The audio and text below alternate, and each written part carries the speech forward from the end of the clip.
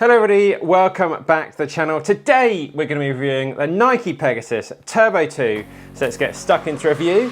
Let's go!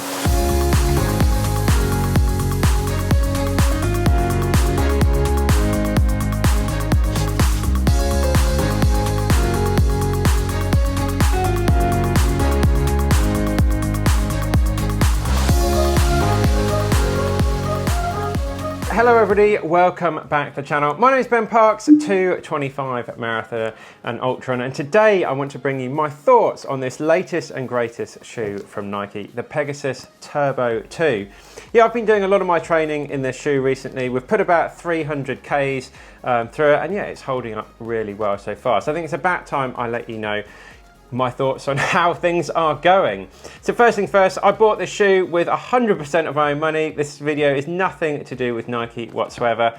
I bought this off their website for the full price, £160. So we're going to break this review up into a few different sections. So I'm just going to give you a quick little summary of all the facts and figures. Then we'll go through the comfort, the looks, the value, the price and the durability, and finally a little sort of performance review. How fast is this shoe and is it going to make a difference to your running? And let me know guys, what shoes are you running at the moment? Have you got some new Hokas, some new Brooks, some new Nikes, some Adidas? There's so many shoes out there. Let me know what's working for you. And yeah, let me know down in the comments. Maybe some other people will be down there looking for some other ideas of shoes out there as well.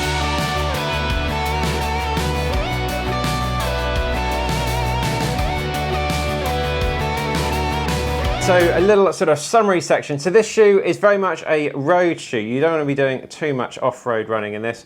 And yeah, it's very sort of a responsive ride. And what do I mean by that? This is what you want to be doing a lot of your speed work in. You're getting a lot of feedback from the road. It's really nice and light. This particular size 12, yes, I do have quite big feet, 263 grams. So the fit across like the middle here, I'm going to put that down sort of a medium fit. It's no sort of Adidas, really sort of quite narrow, but then it's not obviously not like something like an Ultra, which is nice and wide. Offset is a 10mm offset, and it's a neutral shoe as well.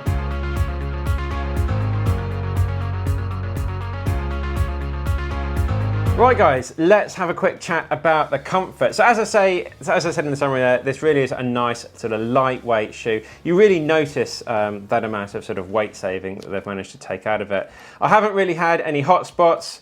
It's been really comfortable throughout the whole sort of upper. Yeah, it's just been a super comfortable shoe. Pretty much right from the off, but we'll come on to that in a minute. Now for the sizing for me, I actually went half a size down on these to get the best comfort compared to every other shoe I've ever owned.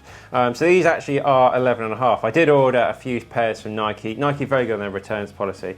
So I did actually order 3 pairs and then sent 2 back and stuck with half a size down, which with the sort of weight saving, the bulk saving that I've taken out of the shoe, I just think that slightly sort of smaller size just sort of suited my foot better. So yeah, bear that in mind if you're going to be ordering a pair for yourself. So yeah, really sort of nice, breathable, feet don't get too hot in the shoe. And yeah, pretty wide as shoes go, and a lot of manufacturers get a sort of very bad rep for having very narrow shoes and people always want the wide shoes. But as these sort of Nike Pegasus go, as very similar to the outgoing model, because there's a lot of similarities. Again, we'll come on to that sort of later on. Sort of nice and wide. My feet are quite narrow, but had no issues whatsoever with the width of this shoe. So yeah, really sort of super comfortable. But there are a few negatives because when I first got this shoe, they've taken out a lot of the support, a lot of sort of the cushioning around the ankle area. And yeah, especially right sort of on the sort of tip here at the top, at the very bottom, sorry. And yeah, that was really sort of rubbing on the back of my sort of around sort of the Achilles area on my foot, and it was causing, yeah, a few sort of painful issues at the end of the run. Now that did die down after about 60-70K, that kind of went away, and then the shoe just became absolutely lovely. But I just wanted to bring that up because yeah, some of the weight saving that they've taken out of the back here they're just not quite as comfortable as the outgoing shoe. But yeah, it didn't last very long. Also a little bit, again, sort of on the weight saving, the tongue on this shoe isn't quite as comfortable and nice and squishy as the last one. So it can sort of be a little bit sort of uncomfortable on the top there, but very, very minor things. So I'm going to give this, for comfort, 4.5 out of 5. So moving on to looks. Well, Nike have done it again, pulled an absolute cracker out of the bag. This is maybe one of the best looking running shoes I've ever seen. I know looks is just kind of a bit of a personal opinion, but Nike do really manage to crack yeah, that sort of area of the market really well. I love this, I love the way the heel sort of comes up just here. And yeah, the colorway, it may not be for everybody. They have just released 3 new colors, so you can get this now in a red, a blue, and a black color as well. So if these neon colors aren't your thing, then yeah, just get the black pair. And yeah, I think this is an absolutely fantastic looking shoe. The only sort of slight letdown for me is, because my feet are a little bit on the narrow side, is the laces do tend to bunch up a little bit, and I'm always having to sort of readjust the laces just before I go out for every sort of run I go on, which is a little bit annoying. It certainly didn't do that on the outgoing model, and it just kind of, it doesn't affect the performance of the shoe in any way whatsoever, but I can just find those laces do bunch together. So a very, very minor thing, and I really do have to give this shoe 5 out of 5. So next we're moving on to the value, the price, and the durability. Now, yeah, compared to the sort of first Nike Pegasus one, we always used to get about 1,000 Ks out of these shoes. These are on about 500 at the moment, and yeah, I think that's really impressive out of any sort of modern day shoe.